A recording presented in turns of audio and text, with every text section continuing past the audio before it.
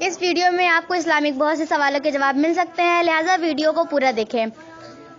آج فتاوی فیض الرسول کی 31ویں ٹاپک ہے۔ مزید معلومات کے لیے ہمارے چینل پر بہت ساری ویڈیوز آپ چاہیں تو دیکھ سکتے ہیں، سبسکرائب شیئر۔ اعوذ باللہ من الشیطان الرجیم، بسم اللہ الرحمن الرحیم۔ غوث امداتی قطب ربانی حضرت شیخ عبد القادر جیلانی رضی اللہ عنہ نے اپنی کتاب غایۃ الطالبین میں حنیفہ کو گمراہ فرقوں میں سے شمار فرمایا ہے، تو اس کا جواب کیا ہے؟ تحریر فرمائے، بے انتہا کرم اور بے پایہ نوازش ہوگی۔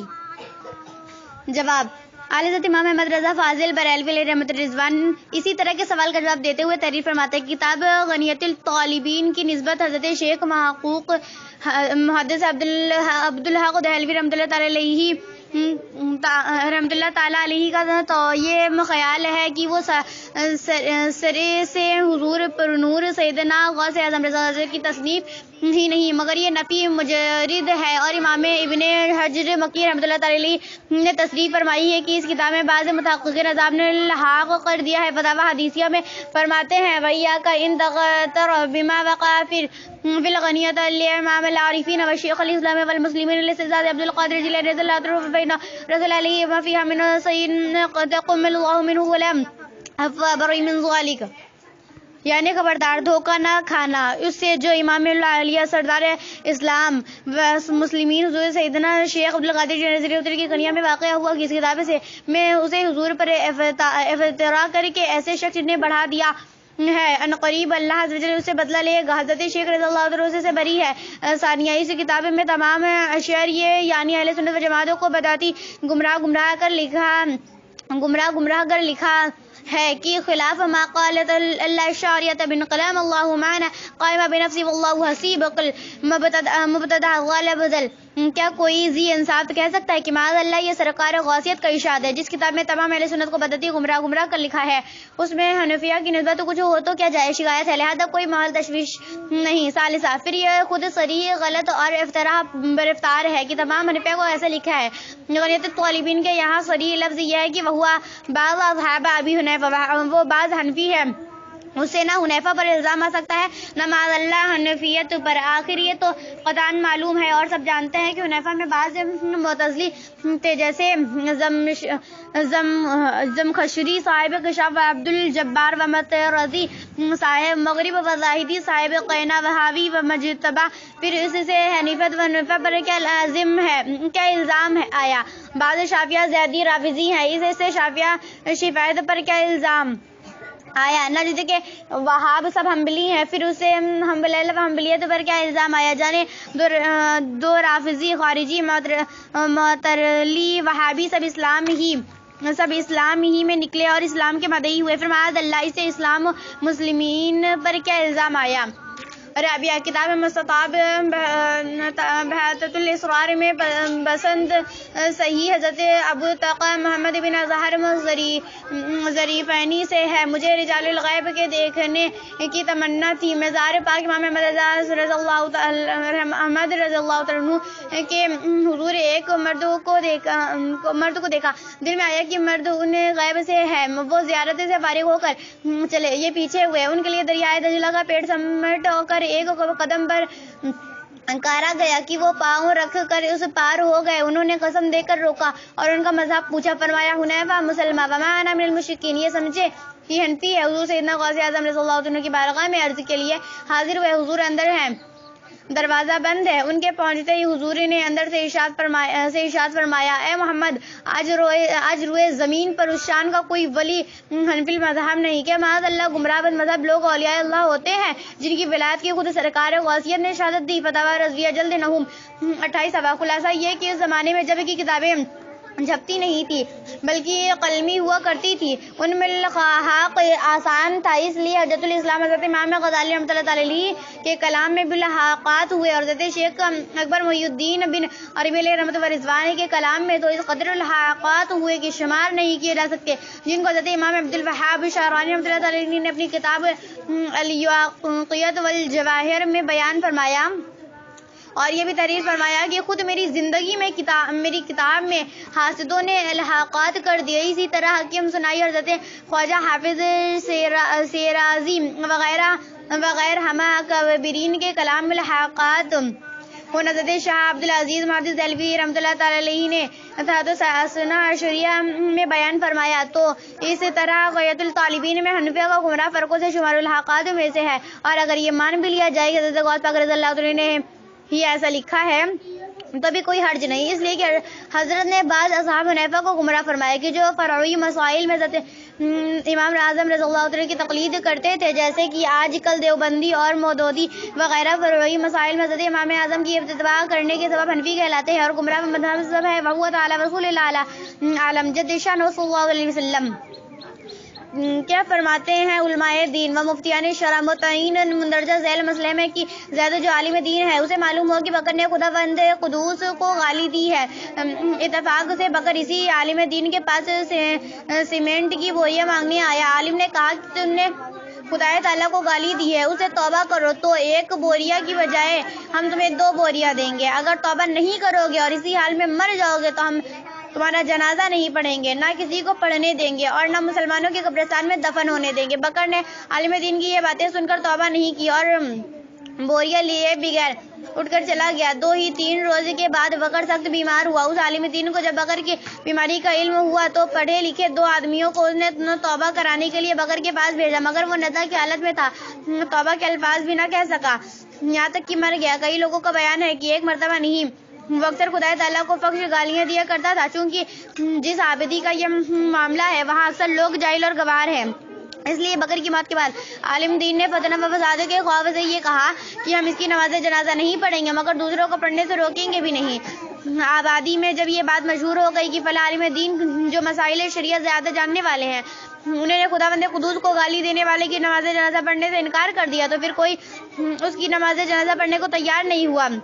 بکر کی موت کے وقت جن لوگوں کو عالم دین نے توبہ کرانے کے لیے بھیجا تھا ان میں سے ایک شخص نے کہا کہ جب ہم لوگوں نے اسے توبہ کرنے کے لیے کہا تھا تو اس نے کچھ ہونٹ ہلایا تھا۔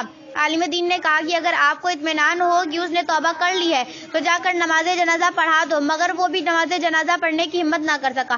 زید عالم دین کا بیان ہے کہ میں یقین کی حد تک جانتا تھا کہ میرے انکار کر دینے کے بعد کوئی جنازہ نہیں پڑے گا، اس لیے میں نے دوسروں کو روکنے کی ضرورت نہیں محسوس کی اور صرف انکار کر دینے ہی کو کافی سمجھا۔ آبادی کے کچھ مسلمان خدا تعالیٰ کو گالی دینے والے کی بات میں کھڑے ہو گئے، اسلام طور و طریقہ پر اسے غسل و کفن دے کر مسلم قبرستان میں بغیر جنازہ پڑھائے ہوئے لے جا کر دفن کر دیا، اور دوسرے روز عالم دین مذکور کے خلاف پنچایت کیا کہ انہوں نے نماز جنازہ پڑھنے سے کیوں انکار کیا۔ پنچایت میں آبادی کے سابق پردھان نے گالی دینے والے کی حمایت میں عالم دین مذکور کی سخت توہین ہے۔ عالم دین نے پردھان سے اپنی غلطی ماننے اور گالی دینے والے کی حمایت سے توبہ کرنے کو کہا، مگر وہ غلطی ماننے اور توبہ کرنے کو تیار نہیں ہوا، بلکہ برابر اسے عالم دین کی مخالفت کر رہا ہے، اور گالی دینے والے کے گھر والوں کو اس قدر اس عالم دین کے خلاف ابھارا کہ وہ عالم دین کے سخت دشمن ہو گئے اور مار پیٹ پر آمادہ ہیں۔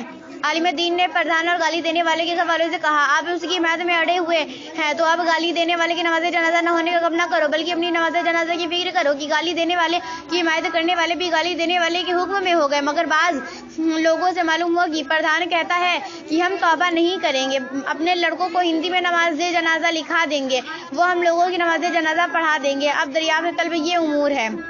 نمبر 1، بکر خداوند قدوس کو گالی دینے کے بعد مسلمان رہ گیا، کافر و مرتد ہو گیا۔ نمبر 2، خداوند قدوس کو گالی دینے والے کو نماز جنازہ پڑھنا کیسا ہے اور اسے اسلامی طور و طریقہ سے غسل و کفن دے کر مسلم قبرستان میں دفن کرنے کے بارے میں کیا حکم ہے۔ نمبر 3، جن لوگوں نے اسے شریعت کے مطابق اعزاز کے ساتھ غسل و کفن دے کر مسلم قبرستان میں دفن کیا، ان پر توبہ لازم ہے یا نہیں۔ نمبر 4، کیا زید عالم دین پر اس کی نماز جنازہ پڑھنا فرض تھا؟ اگر نہیں تو انکار کے سبب پردھان نے جو اس عالم دین کی توہین کی اس کے لیے کیا حکم ہے۔ نمبر 5، پردھان اور گالی دینے والے کے گھر والے جو اس کی حمایت پر اڑے ہوئے ہیں اور نماز جنازہ سے انکار کے سبب عالم دین سے دشمنی کر رہے ہیں، ان کے لیے کیا حکم ہے۔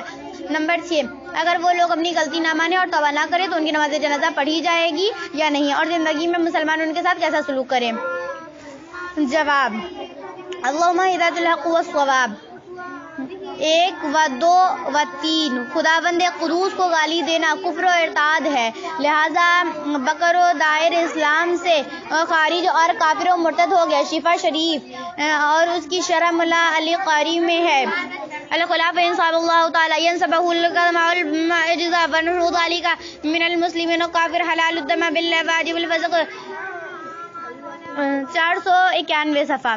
اور جب کفر بکنے کے بعد مطالبہ کے باوجود اس نے توبہ نہ کی اور اسی حالت میں مر گیا تو ہرگز ان کی نماز جنازہ نہیں پڑھنی چاہیے تھی اور نہ ہی بروجہ سنت اسے غسل و کفن دے کر مسلمانوں کے قبرستان میں دفن کرنا چاہیے تھا. اسے شخص کی نماز جنازہ پڑھنا حرام و اشد حرام ہے بلکہ کفر انجام عینی وکنز میں ہے. وہ بشرطہ ای شرط الصلاۃ علیہ السلام المیت لقوله تعالی ولا تصلی علی احد منهم بات عبد یعنی المنافقین وهو الكفر عینی علی القندہ 65 صفحہ. مطبوعہ پاکستان. ایسے کو بروجہ سنت غسل و کفن دے کر مسلمانوں کے قبرستان میں دفن کرنا ناجائز ذر مقدار شامی میں ہے.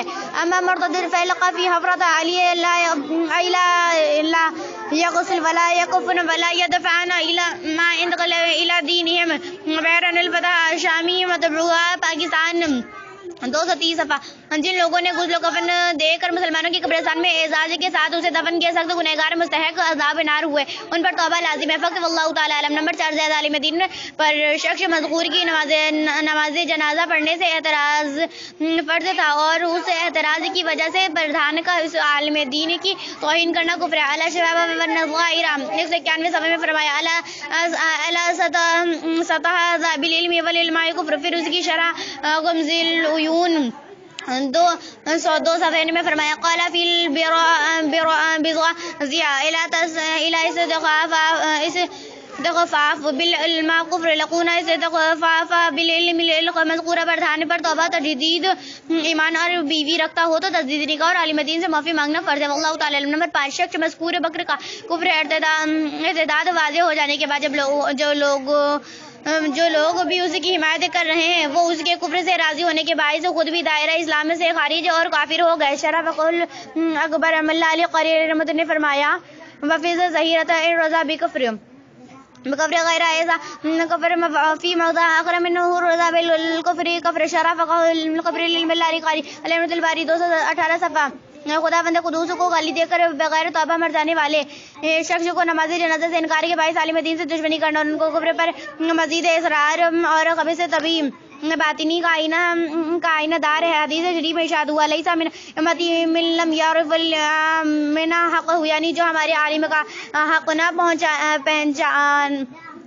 پہچانے وہ میری امت سے نہیں. رواه احمد والحاکم والطبرانی فی الکبیر ان عبادہ بن اسقامۃ رضی اللہ تعالی عنہ. فتاوی رضویہ جلد ہم نصف اول 4 صفحہ. دوسری حدیث میں ہے کہ حضور صلی اللہ علیہ وسلم نے ارشاد فرماتے ہیں لا یسخف بحقهم المنافق بین المنافق، یعنی ان کے حقوں کو ہلکا نہ سمجھے گا مگر کھلا منافق. وهو شیخ فی توبیخ عن جابر بن عبداللہ انصاری رضی اللہ تعالی عنہ. فتاوی رضویہ جلد ہم نصف اول 140 صفحہ. خلاصہ پھر فتاوی رضویہ میں ہے من الوقت عالمہ من غیر سبب ظاہر خیف علیہ الغفر اور من روز الازہر سے ہے ظاہر انہا یکفر. فتاوی رضویہ آخر 140 صفحہ. واللہ تعالی علم. نمبر 6 اگر وہ لوگ اپنی غلطی نہ مانے اور بے توبہ مر جائیں گے تو ہرگز ان کی نماز جنازہ نہ پڑھی جائے گی اور نہ ہی مسلمانوں کے طریقے پر غسل و کفن دے کر انہیں مقابر پر مسلمین میں دفن کیا جائے گا. اور زندگی میں اگر وہ لوگ توبہ تجدیدی تھی ایمان اور بیوی والے ہو تو تجدید نکاح نہ کر لیں